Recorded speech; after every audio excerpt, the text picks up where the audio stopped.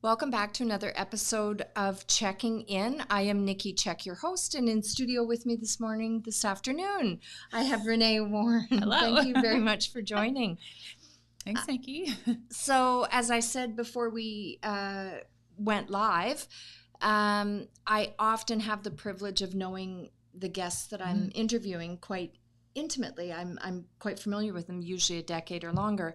I had the privilege of spotting you, not even hearing you, spotting you at the Chic Experience retreat. Went to the counter, chatted with you for a minute. I bought your book, your goal book. I don't know if you remember. And so just some of your comments or things I thought, ooh, got to have her in. So I know zero of your origin story or almost nothing about you. Floor is yours. Okay. So why don't you give us how far back are we going? As far as you want. Well, in relation to entrepreneurship. Yes. So my story is that when I was 17 years old, my mom told me to get a job. And I said, well, I know entrepreneurs make a lot of money and they don't work a lot, so I'm just going to do that. I know, right? So my sister and I started a restaurant. Okay. And yes. Kelowna? No, where? This was in North Bay, Ontario. Okay. So grew up in Ontario. Okay.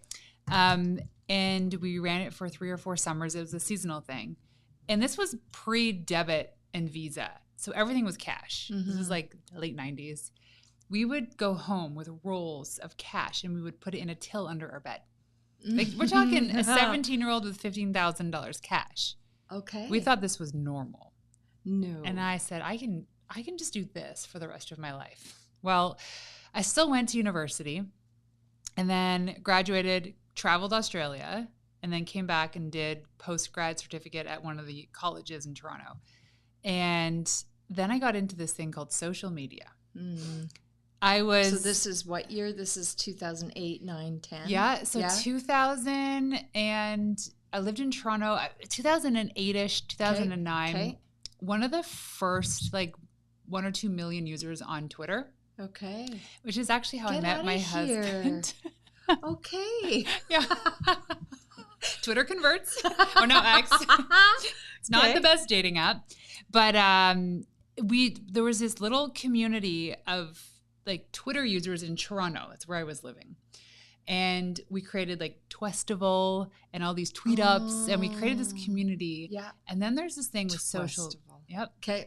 So social media came on the scene, and we were using Facebook and Twitter. People and corporations were really wondering, how can we leverage this for business? Sure. And at the time, I was awarded one of the top Twitter influencers in Toronto. So I won a ticket wherever Virgin America could fly in North America. And I went to San Francisco. Okay. That kind of put me on the map as somebody who understands social. I don't think anyone really knows what this is at this time. This was 2009. And then it kind of led into another thing. Then I started working with startups doing content marketing, and I was just a contractor. Then I started working with another woman named Heather. We came together and started a big PR agency that had clients from all over the world. Started that company the same year I had both my sons that are 11 months apart. You know what it's like in the agency world. It's nonstop. And I had both my kids in that same year. Yeah. At the same time, my husband was flying around raising rounds for his startup. So we were high-fiving in the airport. Someone was going, someone was coming. The nanny was handing kids off. And it was a very hectic, probably 7 years. Hectic. Huh. Yep. And then I think the big C was a blessing in a way coming out here. We were originally supposed to be moving to San Diego. And then the world shut down. And we said, you know what, it's probably safe to just stay in Canada while all this stuff happens, thinking it's only going to be 2 weeks. Yeah. So we came to Kelowna. And we were only supposed to be here for 6 months. We landed. We drove straight to Cactus Club, because that's what you do, right? You have lunch. We drove up to Big White. I could not believe this was my country. I had been to BC before, but not in this manner.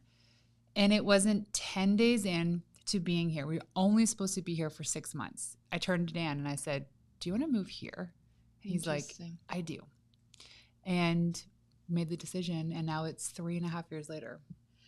That's fascinating. So for the people listening, your husband is Dan Martel. And Dan, Canadian? Yeah.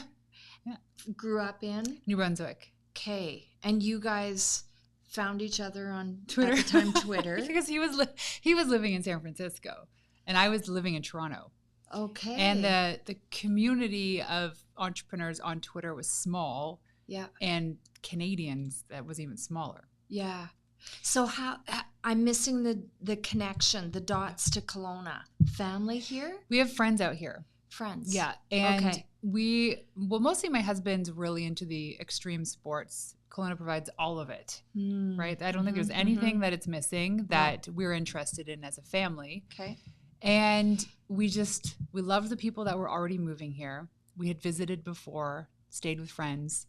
And do you know Brad and Kelly Pedersen? I do not.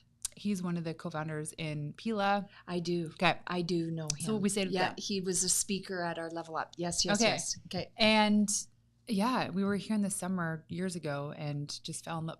I couldn't believe that we had all these wineries on the lake. We had these gorgeous beaches, these mountains all around us. It's almost like it looks fake. And I can't tell you, you're seeing the view. So our imagery behind us, the green screen is this image, and I think we forget. For those of us that have been here for decades or years, we forget the gift, and not everybody can just run out of their house and hit the lake. No. There's lots of places in Alberta that don't have said lake. So no, and we live on the side of the mountain, so we have a similar view. Beautiful. And every day I look at it, and it looks like a painting, like the Truman Show, where you're gonna like hit the end of the set, but it's real. So living here has been fun and easy and beautiful, and we've connected with some incredible people. And we knew as a family we would thrive here. We knew as entrepreneurs we would thrive here. Our kids, they just showed up like they owned the place. Instant friends and connections, unlike what we had where we were previously. See, and I find that interesting, Renée, because lots of times out in community, I will hear that Kelowna's cliquey, that it's hard to fit in, but then I hear the polar opposite, welcoming, just So feels like it was that they've been here forever. And I do find you do have to get out into community to find your people or find your space.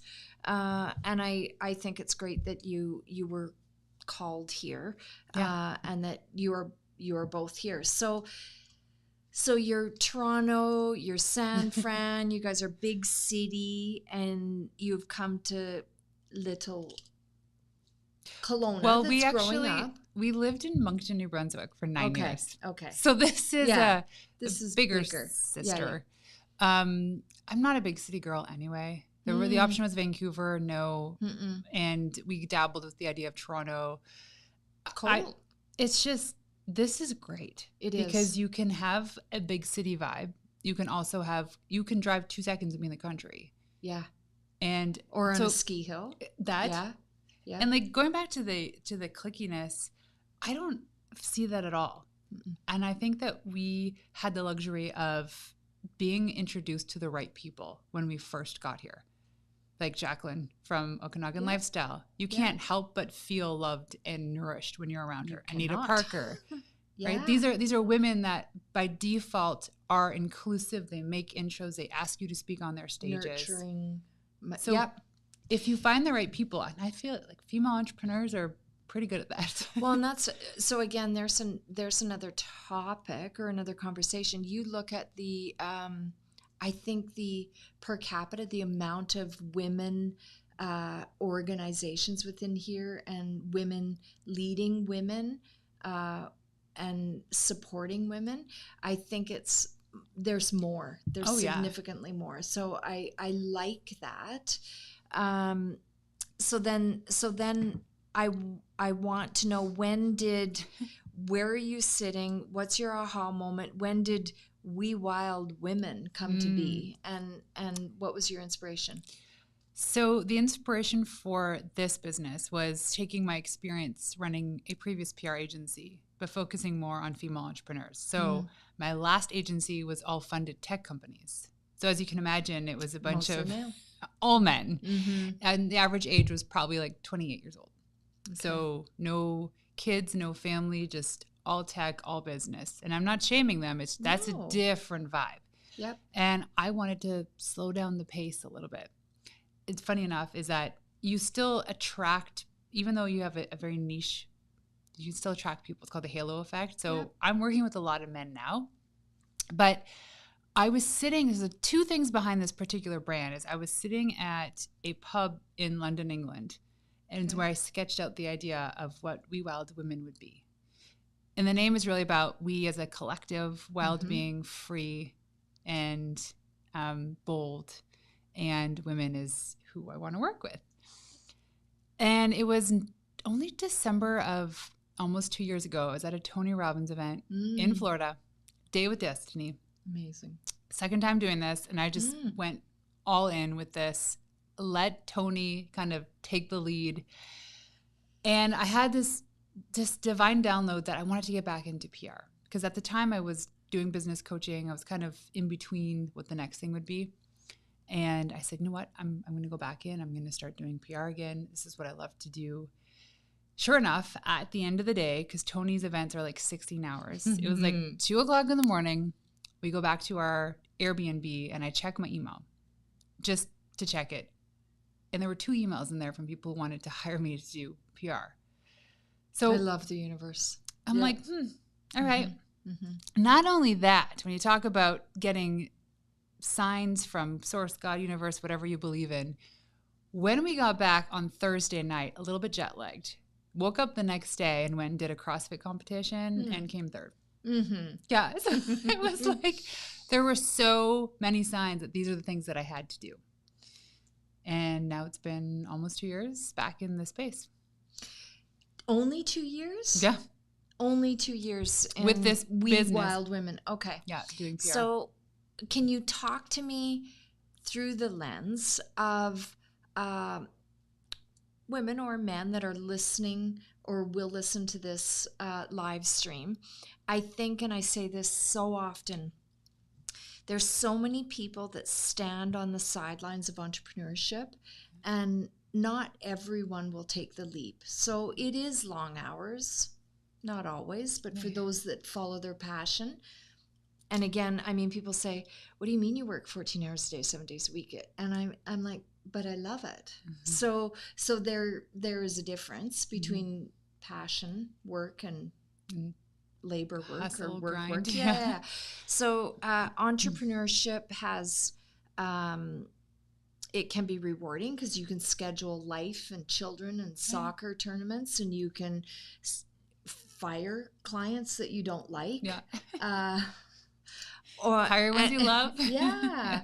So what would you say to someone, or what, because I think lots of the barriers to starting a business are that, oh my gosh, how am I going to make my mortgage payment? Oh my gosh, how can I possibly, I think the biggest one is people misunderstanding or misvaluing their value and their inability to price themselves appropriately at the beginning.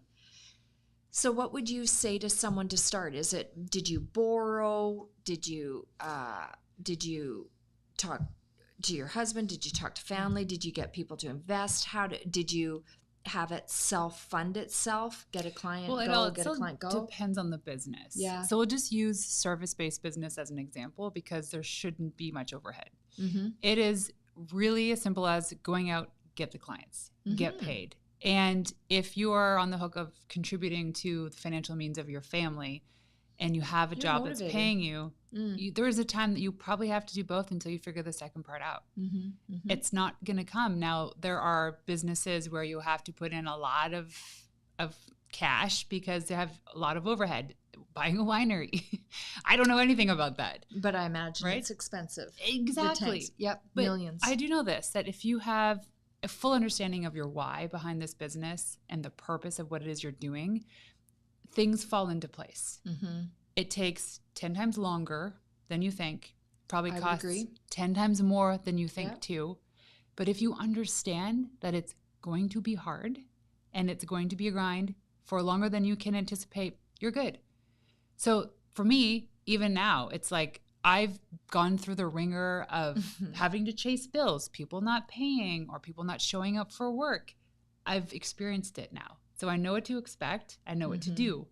I am in a better position now because I've lived through those moments of thinking I'm done, I'm going to throw in the towel. Like, this is really, really hard. But you also have to think about the people that you're serving. You have to think about the people you've employed.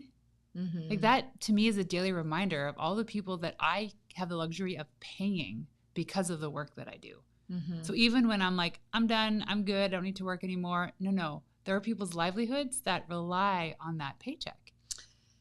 So Renée, when you do that, and zero judgment, because I have sat on the curb of business refusing to get up. I'm like, I'm out, I'm done. Yeah. I need a nap.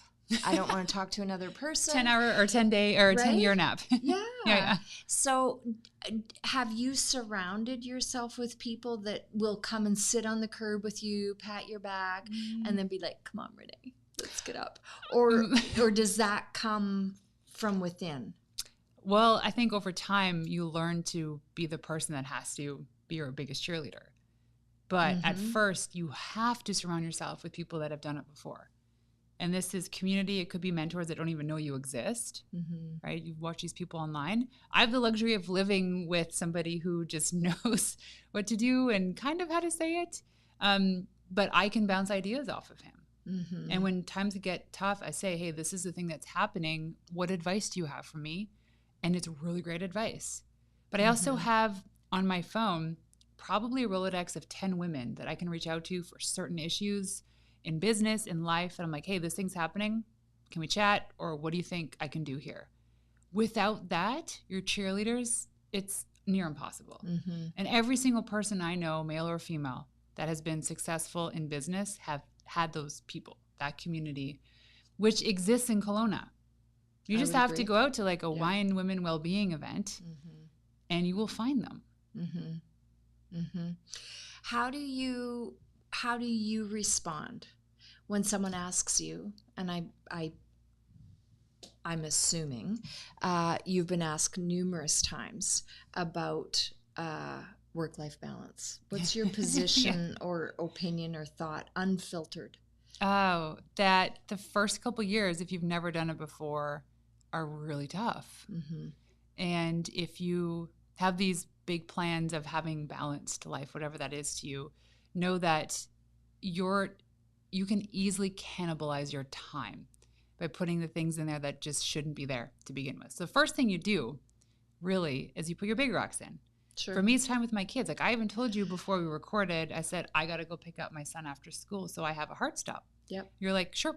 Now we know the parameters of this conversation because I want to pick up rocks.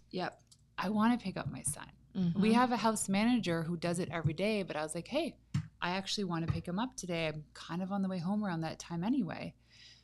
And knowing that that is important to them. Also, your mental, physical, spiritual health. Like let's put that first too. And whatever that means for you, if it's a 20-minute workout, if it's a 10-minute workout, if it's an hour-long CrossFit class, if it's meditation, reading books, you got to find time for yourself. Being selfish is the most selfless thing you can do. Love it. You don't fill up your tank. You don't have anything else to do. And then airplane, put your mask on first. Yeah, exactly. But it really comes down to discipline in your schedule because it's so easy for little meetings to show up here and there, for people to ask for your time. It's to ask to speak on a stage or wherever. And most of these opportunities look great and lucrative, but really you have to ask yourself, is this actually going to help me go towards my goal? Perfect segue. Is this your tool that you created is really about the discipline of your time, scheduling it, making sure that you do the things that you mean to do or intend to do, because an intention and an action, they're different. Was that the catalyst for the goal book that Oh, my morning practice planner. Well, in business, you will do things that end up looking good on paper, but end up not being the best business decision. Okay. So this planner was something that I created for myself. Correct. And that evolved. Yeah. I designed it all out, and then I had it printed at Staples, and I had it bound for like $30. And then I had friends ask me, can I have one of those copies? Yeah. And I'm like, well, I might just design it. Long story short, all this happened during the pandemic. Yeah. So sourcing materials, shipping, everything was astronomical. So by the time I actually got the planners, beautiful, by the way, they had to be priced more than I wanted to. Yes. But it was a passion project. Yeah. And sure, I made a little bit of money, but it's definitely not something to write home about. No. Because it's not my business. No. And so that's a great example of there are certain things that you want to do in your business that don't actually make financial sense. And it's a shiny object. So this was not in alignment with the PR things, but I was already 50% invested. And I said to myself, well, I got to go all the way. Yeah. And I did. And the planners are great, but it's just not something that I would duplicate again. No. So if I can go back to the planners, and again, I don't care if it's a piece of paper that you make and you staple it yourself and don't even take it to Staples. But I can tell you, when I look at our company, as you sit and you do your strategic planning or your deeper work, again, us fiscally, so we're January, December. So we start to bring out the notes that we've accumulated all year to begin to decipher and decide, are we going left? Are we going up? What are we doing? And I can tell you the years that we didn't have at least some sort of mapping to the direction, to say we were lost and like unimpressive would probably be an understatement.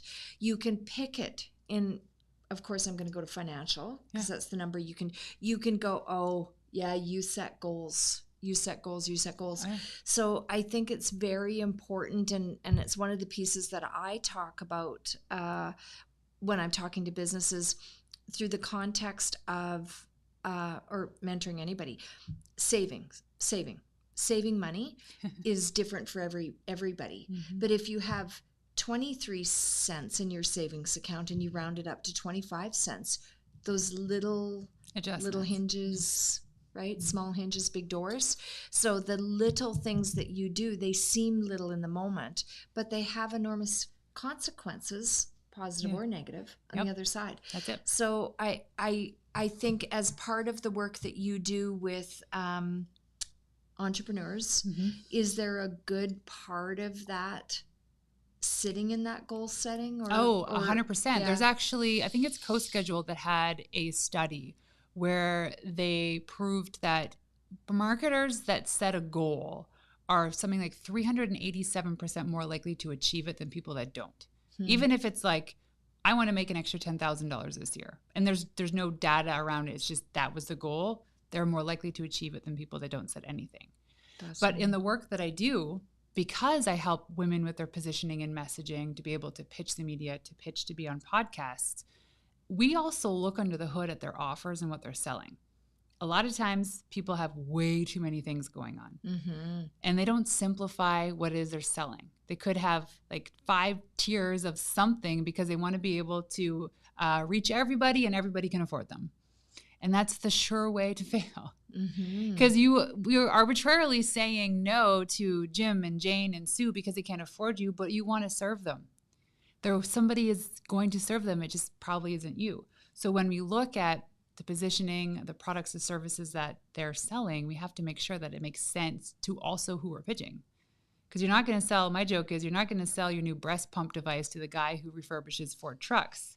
He ain't going to care. That's a great example. Right? I'd say not. But you also have to look at, what is it that I'm actually selling? What is the outcome for my customers? And what's the price point? That'll help you. Most people just don't want to do the work. And the people that have been in business for years, they have to also look at their leads coming in. What is the % close rate when those leads go on a sales call? Because we also want to avoid the dragon and understanding that maybe our niche audience isn't exactly who we think it is. And we see that in the strategy work that we do with clients. They say 9 times out of 10, when you ask the question, who's your client? Everybody's our client. And so you really work to bring them through getting some laser focus into that. And one thing I have them do is go online and find a random picture of the person who is the epitome of who they're selling to. Print it out, frame it, put it on your desk. Yeah. I've done that before, and I've had friends come over and they're like, who is that? I was like, that's my ideal customer. Meanwhile, there's no pictures of friends or family in my office, just a random stranger. But it works, because even in those moments when you don't feel like showing up for work, it's a slog, everything's hectic, you look at that picture, you're like, she needs me today. She needs, even though she's paying me, she still needs me. And it's just a friendly reminder of your why. The importance of the why. You are the director of marketing for Dan Martel. Yeah. Yes. Still active. So that's Elaine, a mom. Yeah. We Wild Women. You also, your podcast, and then also you are a member of or a director of the Okanagan Women Investment. Yep. Is that the Angel Investor? Second year? You did the second round, or were you? No, I'm still in the first round. Okay. Yeah. Okay. So you seem to have an awful lot of lanes. Yeah. Manageable? Yeah. Yeah. Because those lanes go at different paces. Right? So there's like the fast-paced one clearly is parenting. And that just like F1. Right? So like angel investor is more like a dirt road bike kind of speed. So if you look at these things, so building on these interests, what's really important is that you do have to have the time capacity to do it all. So when you look at someone who has CEO of this company, they do CrossFit, they're a drummer, they're a mother, they travel. It's like, how do you do it all? It's because the lanes go at different speeds. And you can't really add something on until one thing is more operational by itself. Kind of like adding new products or services to your business. It's a $1 million litmus test. Don't do anything different or add anything to your new business until you make $1 million. Most people can't do that.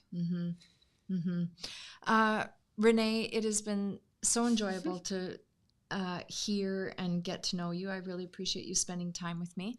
We're definitely going to make sure your big rock gets picked up by 2:00. Before we close, is there anything you want to share, any nugget that you have that's really woven into your DNA that is sort of a mantra or a tried and true statement that you want to share? It's a Stevie Nicks quote. Yes, you did. Okay. She's my fave. It's actually engraved on a custom mug that my husband had. I paraphrase it, but she says, if you're gracious, you've already won the game. And my mission in life, purpose, is to leave every room that I enter a little bit better than it was before I showed up. I love that. Renée, thank you so much for coming in and spending time with us. Thanks for having me. Really appreciate it. Thank you.